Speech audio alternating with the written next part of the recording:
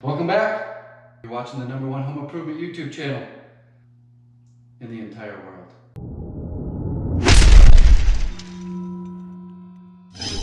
Today, I've got a special treat for you. This greenhouse window here is like a focal point of the whole first floor. This is going to be the wow factor. And I've made some progress doing some scraping, but I've got water stains. You can see these, and areas where the old either poly or lacquer has peeled up. I did get a good start on this front face here. I know that the lighting isn't all that great, but it's kind of grayed out. So I gotta do quite a bit of sanding, and then I gotta refinish it. This stuff is amazing for this exact project. I also have one up in the master bathroom over the toilet that is a little bit less damaged than this area, and we're also gonna treat that one too. First thing I'm gonna use is a variable speed palm sander. I am gonna hook this up to my shop vac. I've got 80, 120, and 220. I'm gonna start with 80 to remove as much material as fast as possible.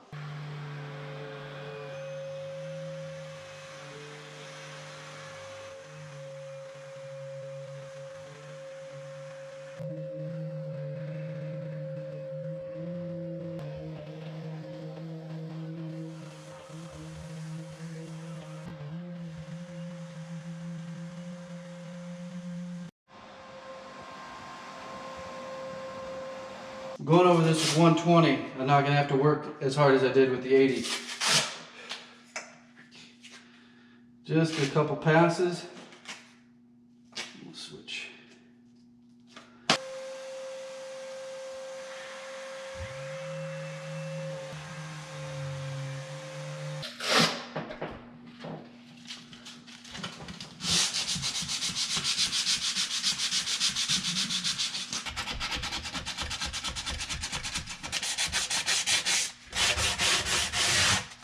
Okay, I'm down to hand sanding, 220.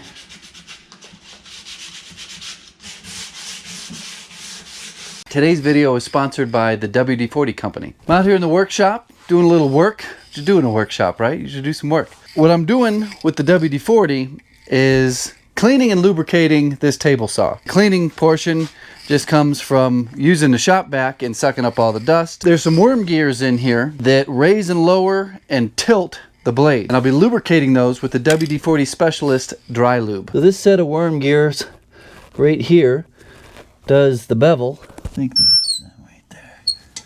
Right there.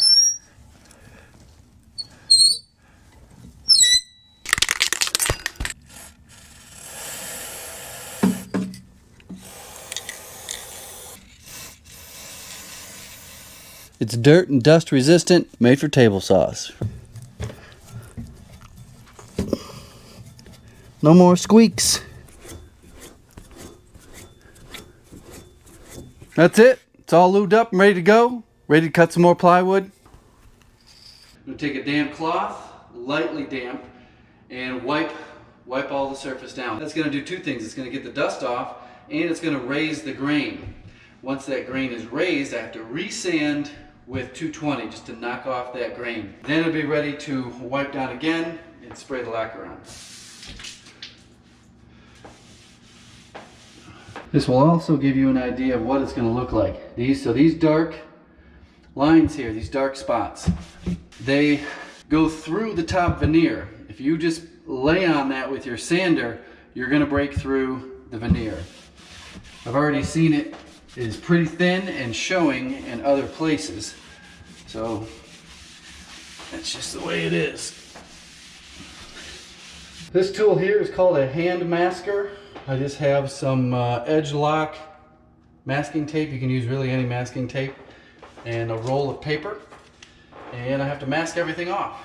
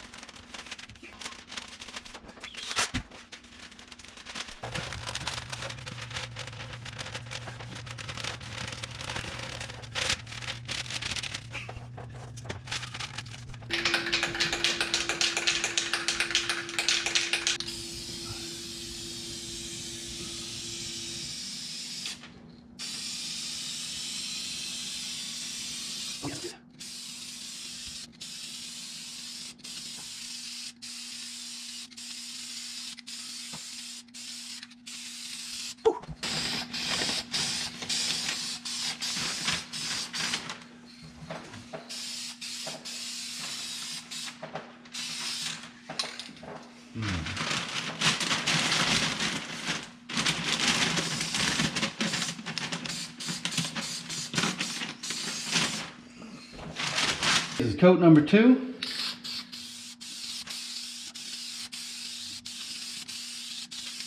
little bit on the larger side for the job. This hand. I think we have 3 coats, maybe 4 down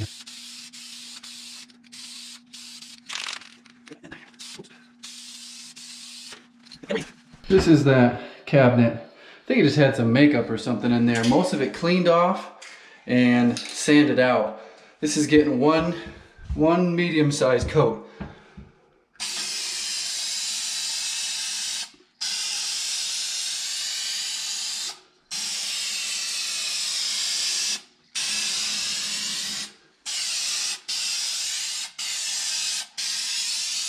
That's it. Fan out. This is turning out pretty good. This has a dry time of about 2 minutes, so it's ready to coat again. I'm doing it in different patterns so that I don't get any sort of streaking. This one's going to be a Diagon Alley pattern. If I can get up in here.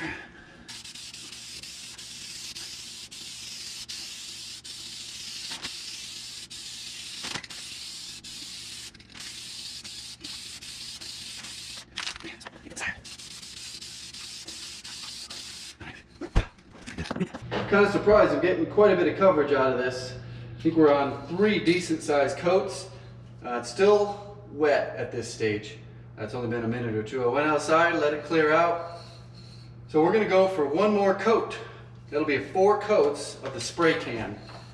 And I think that will give it enough buildup. I want to give you an idea. This is 3 coats. As you can see, there's no streaks, no flashing. Really good coverage. I'm going to do 1 more coat just to give it a little bit more buildup. Hopefully we get through the whole coat. I probably should quit because your last coat is supposed to be heavy. That's the one that gives you the best flow, the best coverage, your best finish. You don't want to run out on your last coat. So we're going to chance it.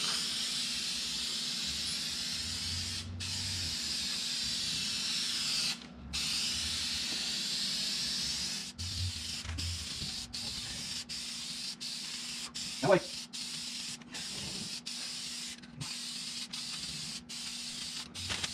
Hello. Get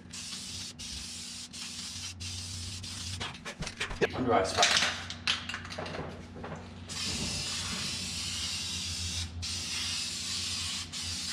All right, check the other side. I think we're good.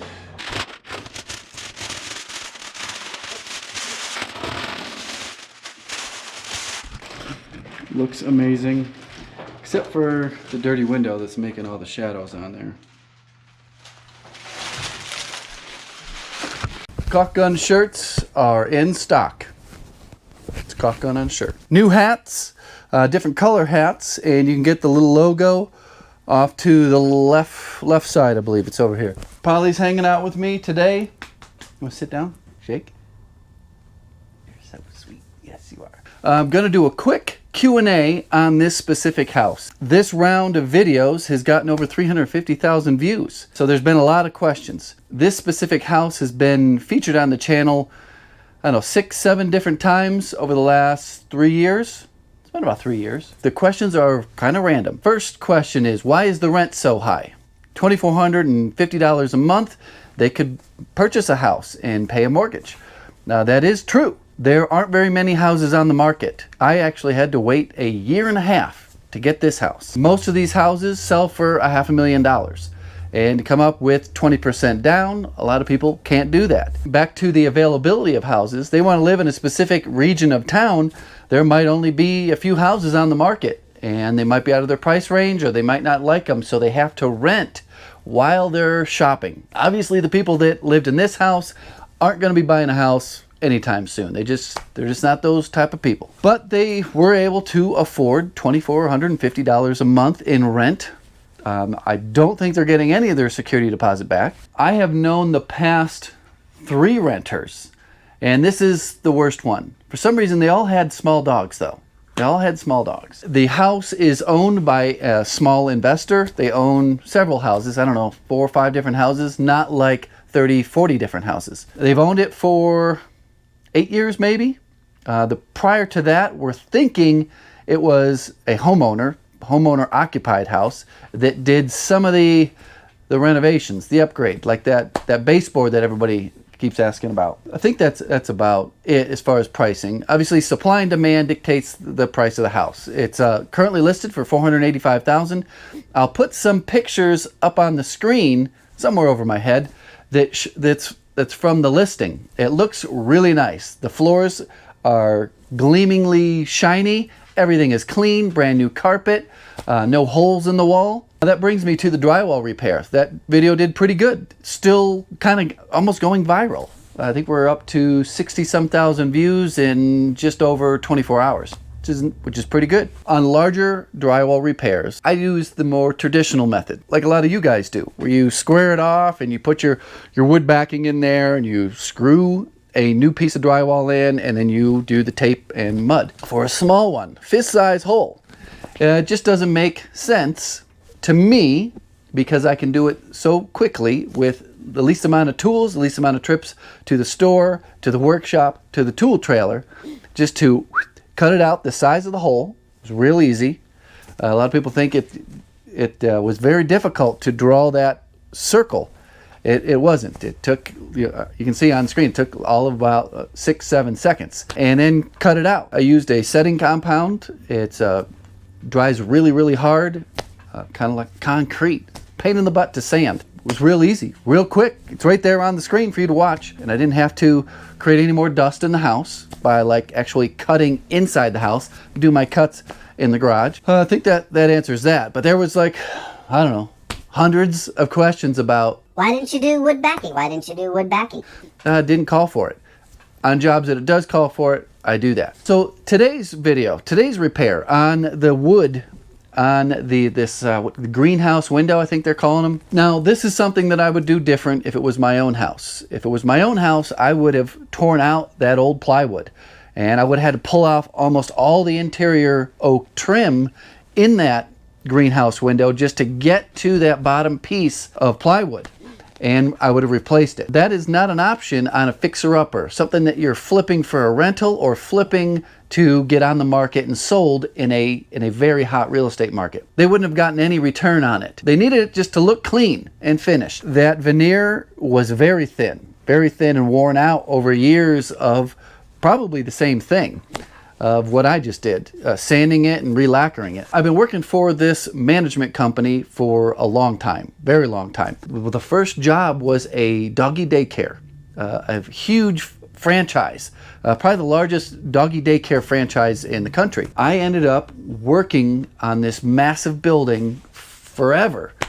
It's crazy how much work you can get off of one job. Fast forward 7-8 years, and I couldn't even begin to count how many projects I've done for this management company. So I have a good relationship with the management company and an understanding of what they want for their specific houses that they manage. Whether it's a rental flip or like this one where they're flipping it from a rundown rental to a nice looking house for sale on the market. If this was my house and I was selling it, I probably, since it's just my sweat equity, I probably would have done that method where I replaced that plywood. Say it's in the future and I've got lots of houses and I'm buying, selling, flipping to rent, I probably would have done what I did in this video. Just get it looking good and shiny, and if there's a little gray spot here and there, a little thin veneer over there, it's not worth the time to put into it because you'll never get it back.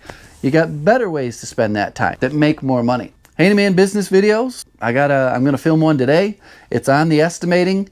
It's a new way of estimating, a different thought process of estimating. It's also gonna let you know if this home improvement business that you're in or thinking of being in is a viable income source for where you live. So tune in for that. Go over to the Handyman business, make sure you subscribe. We're just over 51,000 subscribers on that channel. So that puts us well over 300,000 total.